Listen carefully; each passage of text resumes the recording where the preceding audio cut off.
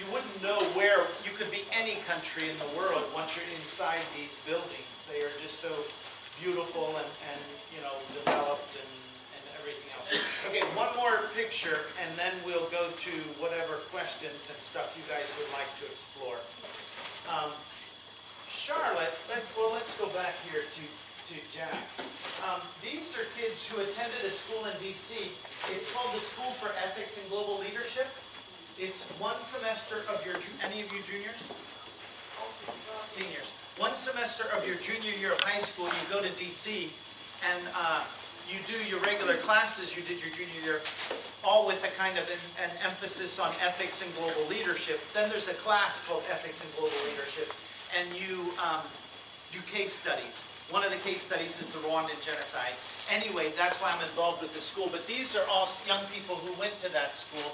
This last summer we were in Rwanda for 2 weeks, and here we're talking to men who've confessed to their role in the genocide. They're in what I call a reinvent yourself camp. It's one of the things that I think is really important to that I'm super excited about these days, and I want to just mention before we get into questions is I don't know how many of you are into podcasts. I'm just a real my son got me started, real podcast nut. Speaking of my son, an unashamed advertisement from a father. He's doing video blogging on YouTube. And so he lives in a van, converted a Sprinter van. He's a minimalist. So you look up Sean Wilkens, S-H-A-U-N-W-I-K. Anyway, but what we talking? Okay, he's the one who got me started on podcast. And I'm listening to this podcast called The Neuroscience of Happiness. It talks about how we store information, how we can create new brain paths. They used to kind of not believe this was possible. Now this word neuroplasticity, we know that it's possible. So a long time ago you learned that 8 times 8 is? and 12 times 12? 144. 18 times 18? No. We fire a pathway that says no. Another pathway says stopped at 12 times 12. Another pathway says I don't know. But then I tell you it's 324, and you're like, huh. If you believe me, 18 times 18 is, you started a new pathway, right? And the more you say 18 times 18 is, the thicker the coating, like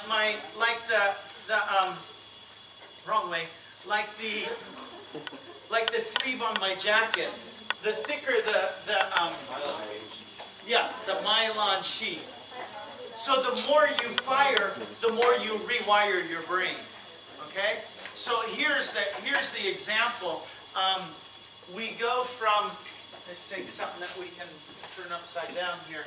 We go from a very kind, it is actually really good because you go to anybody's home in Rwanda and they're going to offer you a drink. They'll offer you locally made banana juice that they've made, but they don't, most of them, at least years ago, they didn't have, even today in the rural area, they won't have a refrigerator. So that banana juice will start going south, kind of sour, or they'll offer you a soda. But a soda will cost them the equivalent of $50 for you.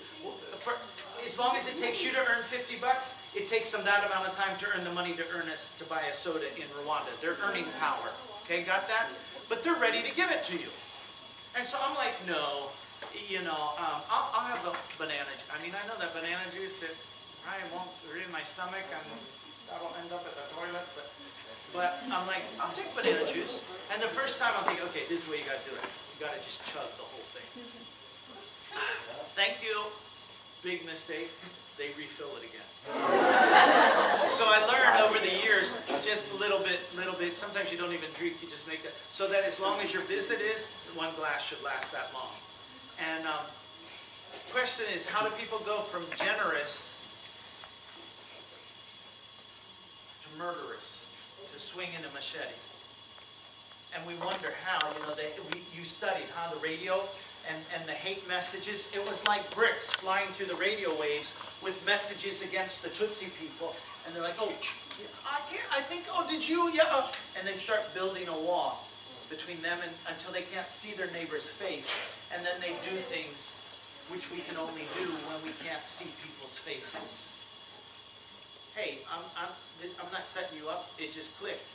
That's the internet. Things we can do when we can't see people's faces.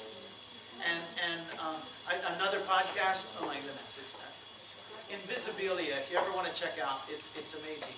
How far are we from Wilmington, Delaware? And this kid is shot in Wilmington because of a post. And what they're exploring is the online kid and the real life kid. Anyway, in Rwanda, the question now is, can you go from murderer back to generous neighbor again? And what gives me hope in this whole idea, I hope it's okay if I touched it and put it back.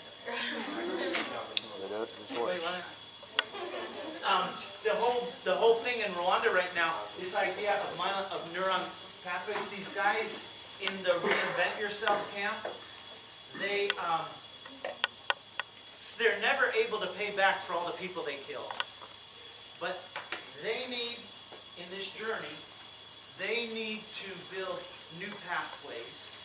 They built pathways to get there, new pathways to get back. We need to build new pathways. Can we believe it? Can you ever trust them again? Somebody who's murdered, who's raped, who very slowly, and I don't want to get super graphic, but to really appreciate the challenge, they very slowly, torturously kill people. And something inside, I think most of us, we got a pathway that says, really broken, really sick, lock them up and throw the key away is a pathway I have in my head. And I'm at one of these camps. Do I have that picture? I just went from, yeah, I do. This is another one of those camps. And I was with theater students, and this young lady has got her hand on the back of this man for a group photo, which is, you know, a normal thing we do. But part of me is saying, no, don't touch him. What they did is, no. I wouldn't want my daughter, my wife. I know, I like this idea, restorative justice. Back, it sounds really good, but I got other pathways in my brain of things I saw in the genocide, of the pain I still know many of my friends experience every day from the genocide, and part of me is just saying no. And then I turn around, and right behind me are these guys. They see there's foreigners, and they've come under the hedge, and they're spying on us. And I look at these kids, and part of me, a big part of me says, they don't deserve to grow up in a country, one cycle of violence followed by another cycle by another. They deserve better than that. And so who's going to break the cycle? And I think restorative justice is one of our best tools, best options in breaking the cycle. So when I look at the men who did it initially at the beginning, I don't have a pathway, I don't have a heart about them. I have anger and resentment. And then I look at these kids and I'm like, damn it, you know, we got to do it. We got to do it for them. And when those pathways start in our brain, then over time, this last summer, this is probably 7 years ago, this last summer, I had none of those feelings about lock them up and throw the key away. I went around to every single man afterwards and shook his hand. I knew with every handshake, with every look, eye contact, I was building pathways in my brain that were saying they are human. They are changing. I don't know how much, I don't know to what degree, but I need to believe that. I change. I'm not the same person I was. Why am I going to say they can't change? So this idea of neural pathways gives me enormous hope in the world of change. Because so often now, I'm not a big believer in seeing is believing. I mean, somewhat, huh? But I think more often, I see what I believe. So it's really important to examine what I believe. Because that's often what I'm going to see, what I believe. So, okay, that was longer than, where's the clock? Anyway. You give me like a 5-minute warning when we're about done. Where do you want to go for the rest of the time? What do you want to talk about? I got a question. You were fast, so you got it. Thank you. So do you still keep in contact with the people that like live in your house? You know, the people that took care of your family? Not as much the young man, although I did see him last summer, but the young lady a couple of weeks ago, she and her son came to the pastor. You know, in my house, let's back up here. This is from just a couple weeks ago, the pastor who was with me in my house and his wife. She comes, we're on our way to church. She comes down the stairs in that brilliant blue dress at her house, and I call her Ma. I go, Ma, you look like the morning sunrise. And she goes, that's because I am. And I'm like, I love it. And you know what's so fun? She's not only got this awesome sense of humor, but he adores her sense of humor. You know, I don't know if you know some people who've been married a long time and they're not too in love with each other's sense of humor. But not these two. Not these two. Yeah, he's a great on email, super regular. We're still always doing projects. You guys didn't, where did I put that box here? You saw in the film that we were, I was making tapes to my wife and kids during the genocide. Yeah. So when the genocide was over, I had about 8 hours of tapes, and finally in 2011 I wrote this book about that experience. So I got a box here. You're welcome to a copy. We ask if you have $5, $1, 25 cents, whatever you want to make a donation. It helps them keep going to other schools. But if you don't have anything with you today and you want to later, I'm sure your teachers will help us. Or read the book and give it to somebody else. That can be your donation. Money isn't the big deal. The big deal is if you want to. Money's a little deal because it helps books go forward. But I was just thinking about this because he has been helping me so much. There's a story in there about a little 6-month-old baby I was given during the genocide. It's a chapter called Biscuits and Babies. And the book, by the way, it's not about the genocide as much as it's about people who stood up against the genocide. Because I think sometimes people are like, man, I've got so much stuff going on in my life, I don't need to read about somebody else's terrible things. And I realize that, and I too have a lot of stuff that, you know, I sometimes feel I don't need to, but sometimes I do feel compelled to, and I know I need to, but what is always for me needs to be the final word in the final paragraph is, am I better equipped to look for the good in people, in myself? Looking for the good is the biggest deal for me. So anyway, the people you asked, if I'm still in touch, that little 6-month-old baby is now a young single mom who is finishing nursing school. And we're helping her do that because of, he's our connection man in country. He's the one who makes, it's just so fun to do different projects with him. But also this last summer, I got the whole family of the young lady who was in our house, along with her sons and her husband. And as you know from the film, well, you saw a picture in the film, just a little bit older than this one. And you know that almost all of her family was killed. I can't hardly put this picture on the screen without pointing out that she doesn't believe her family were killed by Hutus. Her family were killed by extremists. After the genocide, she married a man who had Hutu in his ID card. So some people initially they're thinking, oh, her family's killed by Hutu, she marries a Hutu. No, that's not her thinking. Her thinking is my family, she has a pathway that says extremists killed my family.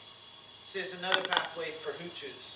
Okay, the extremists came out of the Hutus, but she's still not, their guilt is not staining her pathway of who the Hutu people are. And to the point that she married a man from that group. She has a massive pathway in her brain that says we're all God's children. She's quite an inspiring lady. One more picture. Damas, who was in charge of the orphanage. Don't you love this picture of him and his wife? I just love it. And 2 weeks ago in Dallas, Fort Worth, did I put it in here in the end? No.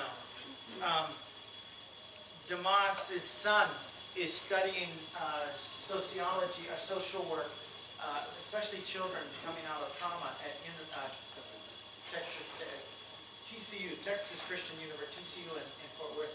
He's in a master's program there, following his dad's legacy.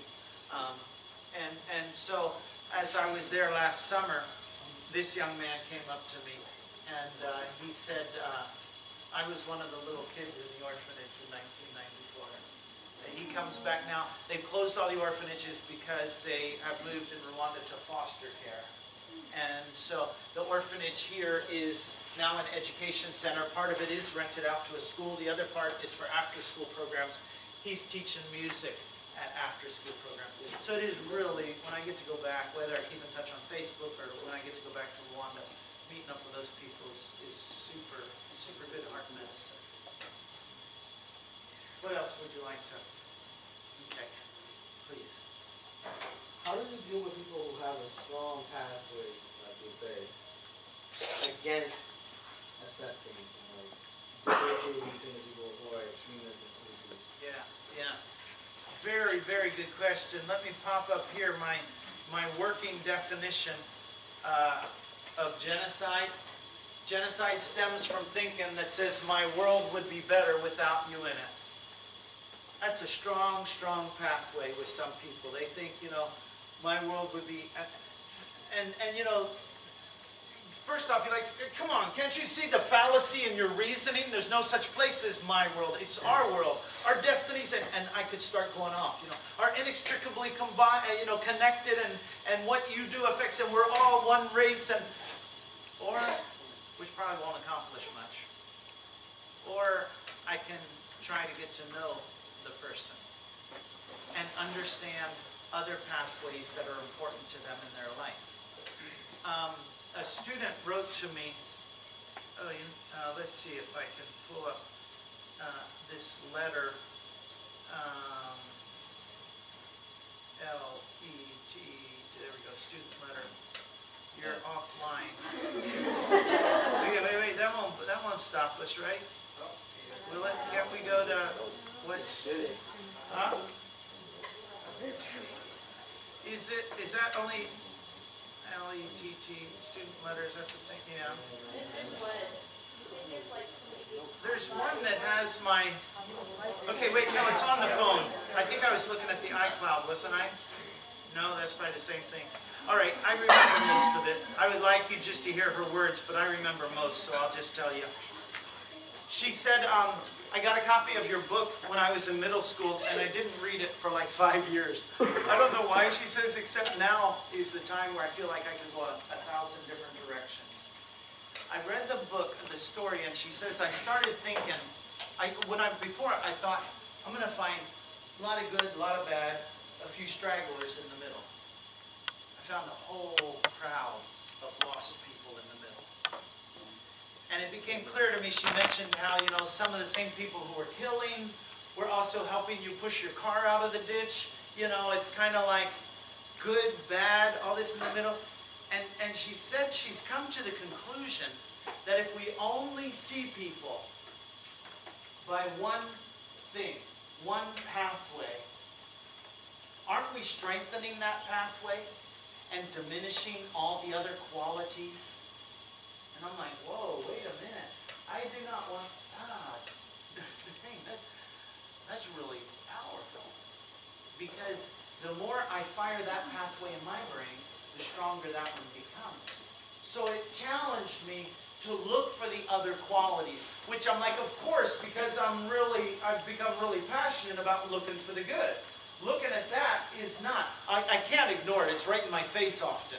And I shouldn't ignore it.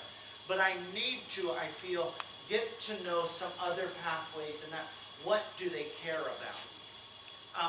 One kind of really short little example, and pardon me, I'm not trying to be, push religion on anybody. It's just a story that is really effective to me. And I really try when I talk to be descriptive and not prescriptive, telling people what they should do. Everybody should be free to choose how and who they believe. But this is the story most people know about King David. And if they know anything about him, they know about his affair with this woman, And he went and had her husband killed on the battlefront because he got her pregnant. It's a wild story, huh? And a prophet is told, you got to go tell the king that what he did was bad, was wrong. And the prophet is like, somebody else should do that, huh? Nope, that's your job. So the way he does it is he knows the pathway in the king's heart about sheep. He was a shepherd once. So he goes and he tells him a story about this guy who worked on a farm, and they had a little lamb, and that lamb went to bed with the kids, ate at the table with the kids. The kids just loved it, you know. And the big sheep ranch guy that he worked for, the boss, he had a guest, and instead of taking a little extra time to go get one of his own lambs, he took the lamb from the worker and slaughtered it and fed it to the guest. And David is like, whoa, you know, that guy should be killed. Whatever. And the prophet goes, that's you. You know, you took that woman. And what's so powerful to me is that prophet looked at the pathways and the person he had to approach, found other pathways besides that one that were very dear to the person's heart. And because that would have been right in your face. You know, that pathway, don't tell me about, I'll tell you, and you know, we're fixed with our pathways. But we find other pathways in their heart, and we try to communicate value. And that's really hard. It's easy to communicate. I showed you my little nephew's little boy. Oh my goodness, it's easy to communicate value to the dear little kids, huh? Very hard with people who seem to be knowing everything, arrogant, and I can go on with a list of negative things. I've got to find the good if I hope to make a difference. And that often happens within a relationship. And sometimes that seems very distasteful to me to do that. And then I'm like, okay, where am I putting myself? How high am I putting myself? And so reflection is really important to me. Journaling is really important to me. And then I think the power of stories. I may not become friends. I may not form a relationship. But stories.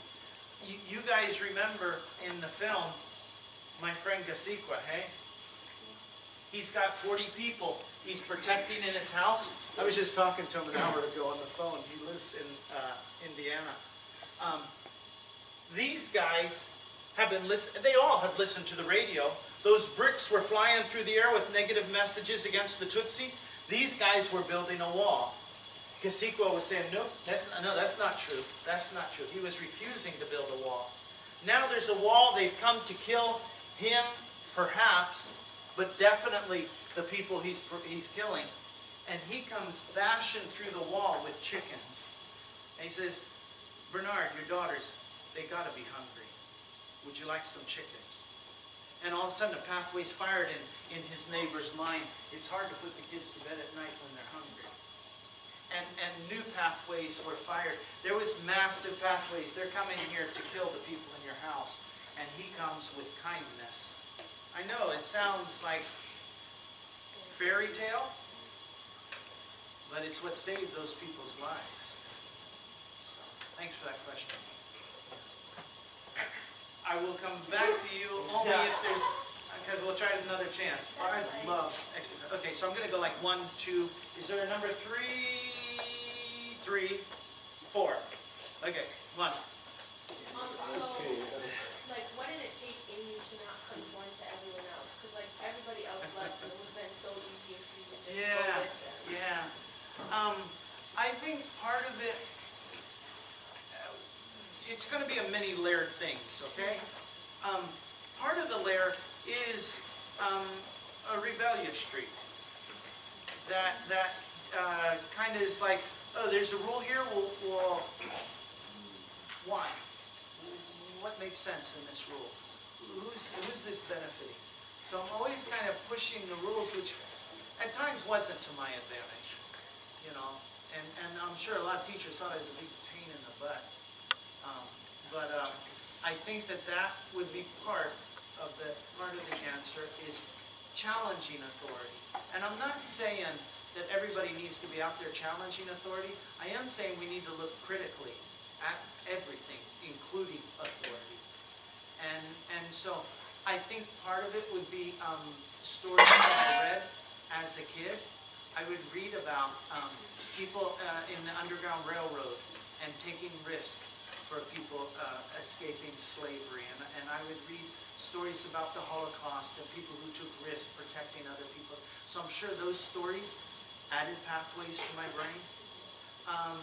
I would also say that the fact that my wife was really solid with this. Once I brought the idea up, she supported it. Not being alone is big in terms of going against the crowd. That's one of the hardest things to go against the crowd, is to feel like you're doing it alone. And I would pretty much guarantee at least 9 times out of 10, when you see somebody being disrespected, mistreated somehow, and you feel like you should do something but you don't know what to do, that there's somebody else in the crowd that also feels like they should do something and they don't know what to do. And so I've come to the point where I will be like, wait a minute, and somebody might be bigger than me, or, I might be a foreigner or a stranger or something, like, what? And I'm like, okay, I'm actually not sure what. I'm sure that I'm not comfortable with what's going on here. I'm not sure what the next thing is, but I'm also sure that I can't stay quiet. And I'm beginning to try to engage somebody in some sort of conversation. Who do you think you are? I'm actually not even thinking who I am right now. I'm thinking about this person I'm thinking about what it's like to be them. And so in that, see, I get so into my story sometimes that I lose myself. We were talking about why we went against it. Yeah, so what will often be the case when we see somebody who is being somehow disrespected or something, is if we will take that courage to say, wait a minute, I'll bet you somebody else will stand with us in doing that. And if they don't, worse things have happened. I have another longer story about a plane I was on that they didn't de-ice the wing. And it was really awkward. They did part, but not 6 feet. And it was a really awkward time. People in the plane were really frustrated with me because I kept making a point, will you please tell the pilot? Because I asked first, I told the flight attendant, and she said, thank you. It's kind of like, oh, high maintenance passenger, But then when we started taxiing, I still saw there was none of the de-icing stuff on the wing. Because I'd heard, anyway, I pushed my button again, and she comes back, and it's like, yes. And I said, look, I won't push the button again if you just promise me that you'll tell the pilot 6 feet of the wing is not de-iced. And I didn't get any support from anybody else in the wing. I got moans and groans, we're going to miss our flight, we're going to miss our connection and everything. Well, the pilot turned the plane around when he got that message. We went back and they de-iced that, except for the last 12 inches. Am I going to stop for 12 inches? I had a long conversation with a friend of mine who's a flight instructor, and he says, yeah, the 6 feet was crucial. The 12 inches, probably okay, which it was. We took off and we didn't crack. But my point is, you won't always have somebody stand with you. But man, it's harder to live with yourself after that than to live with the potential results of being the only person who stood up. So I would say that stories from the past, it just came to me not so long ago that my parents, we had a neighbor lady whose husband would get drunk and beat her, and she would come run into our house. And she'd sometimes sleep at our house. I was a little kid, I didn't quite know she was crying, and Mom and Dad would say, it's going to be okay, go back to bed. And now I think that made a pathway in my brain, that our family's house was a safe place for people. So I think there's a lot of reasons why those things could be possible. My father was there to help take care of my family, which was a big deal, of course, for me as a father. Number 2, please. During the genocide, when you heard or saw that there were killings in your church, did that affect your faith at all? During the genocide, not as much. After the genocide, After the genocide, this is really crazy, I found myself here in America driving past the church that I saw, and I figured mostly does nothing 6 days a week. And I was like really angry. Why are you taking up space, Why aren't you doing something today and every single day? And I realized I needed to process some of this anger that was in me. And initially it wasn't. I don't know if it ever was against God. My anger, because my connection with God was so personal. I wrestled and would argue with God, but I don't remember ever being angry at God. I was angry at people. And I feel there's a direct connection. See, a lot of times, those of us who grow up in Christian homes, we're told these miraculous stories and how God did this, and you can give no other explanation except it was a miracle. And I don't doubt that those happen, but my problem is that was often presented as the main way of God. So then you would think, God, you're all powerful, you're all loving, here's a genocide. Come on, can't we move the God-fixing thing over this way? And I've come to believe that for me, God works through the choices of people. Those neighbor ladies who stood in front of our gate and said, no, you can't go in there. Their kids play with our kids. I see that as God working through them. Someone else may say, no, that has nothing to do, and there's no God. And I'm not going to argue with them, because we all need to be free to choose how we believe. But that idea of God working most of the time through people's choices, and not this invisible miraculous, which can happen, I believe, that has been really important to me. And I'm like, well, okay, why? Well, and for me, I believe that the highest level of love happens way up in the air, where there is no coercion, there is no manipulation, there is complete free choice. Love because of who you see and how, not any other possible contaminating force. So the problem with the kind of choice that's way up there, that's completely free, is some people can choose to do genocide. But then others can choose to stand up. And my belief is that when I choose to stand up, I will be empowered. In fact, even my choice to stand up, I believe, is empowered by that connection that I have. So I don't ask, where's God in the genocide? Or I don't ask, I do say organized churches failed in the genocide. I don't have any hesitation in saying that. And it's not like I'm real proud to say that or anything, and like, we should get rid of all churches. No. I'm saying they failed, organized churches. Some individual churches stood together. And we could tell you more stories. And some individuals stood up, and I think that some of them, I know, they gave their life for what they believed was right. But this idea of the individual power of choice that we each have is really important. So when I come down to churches, I'm like, for me, churches, synagogues, mosque, whatever faith we're a part of, I feel like it needs to be about connecting us with each other and connecting us with a source of good. A source that helps me not want to harm, but helps me want to serve. That source and that neighbor, that's all intertwined. And that's what I think, for me, any religion should be about. Connecting with good and connecting with each other. Is that sort of what you were asking, or did it go off on a tangent? All right, thanks. Who is 3? Okay. Do you consider yourself a hero? No, and I think about this seriously, because people have asked. I think I have a problem with just the whole word, here's a hero. Because I've done things that are not heroic. I've done things I'm not proud of. I have done things that when I look back, I'm really glad I did it. In fact, when I went, a kid asked me about a year ago, have you, if it's not too personal, have you gone for counseling for what you experienced? And if you have, what did it take to get you there? Boy, that was the zinger of the question. A lot of people had asked me if I had, and I said, no, I don't think it's too personal. I think there's power in openness. A kid yesterday at a high school was talking to me about wholehearted honesty. If people could actually communicate wholehearted honesty. But in going to the to get there was really, really hard, by the way.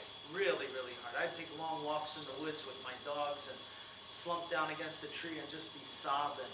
And the dogs are licking the tears off my face. And the dogs are like, okay, I'm not a dog kisser, but that sure could, yeah, that wins you over.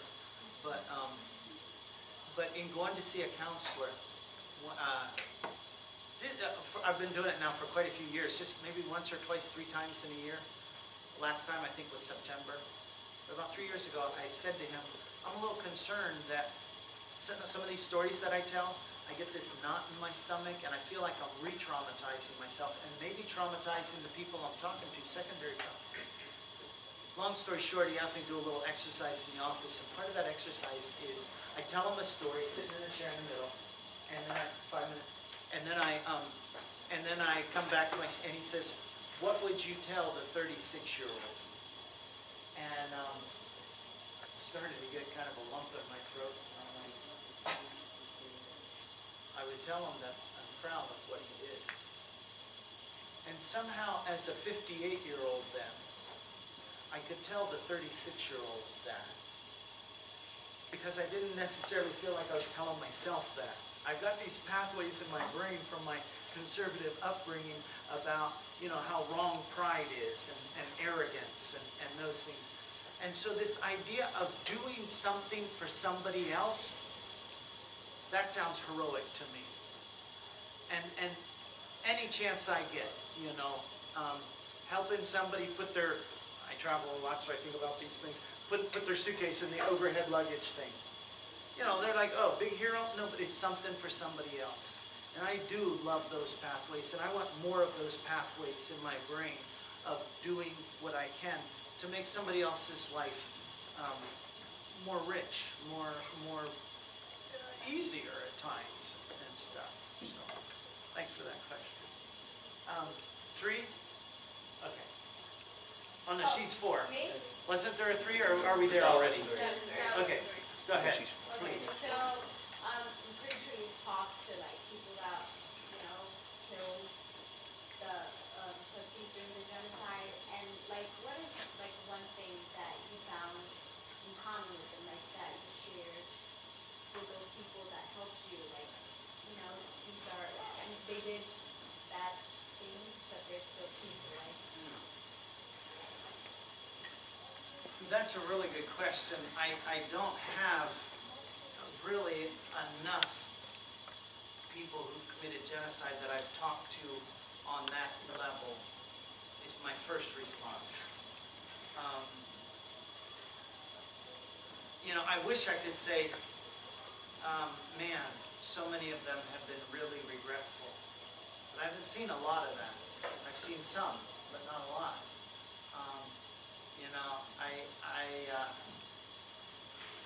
I really don't, it's a very good question, but I don't really have. I think I'm just getting to the place, even 25 years later, that I would be perhaps able to have some of those conversations and to build those relationships. So I would like to know the answer to that question too. Thanks for asking. Yeah. Let me just say that this idea of finding the good has become so vital for me, not just in dealing with the trauma of the genocide.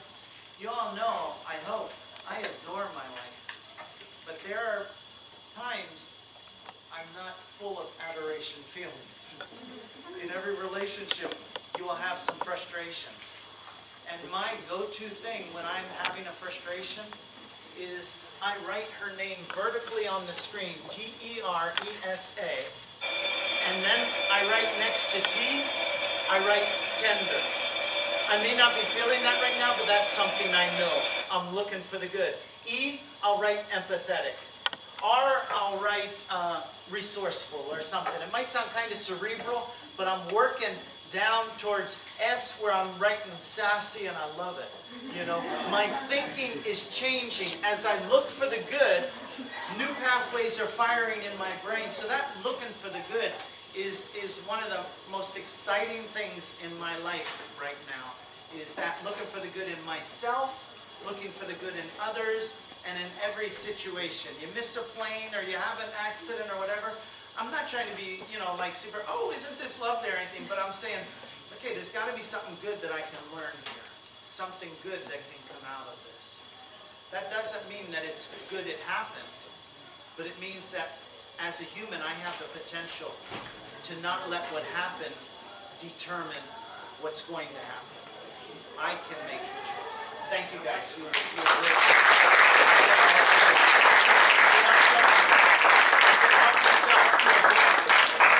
done.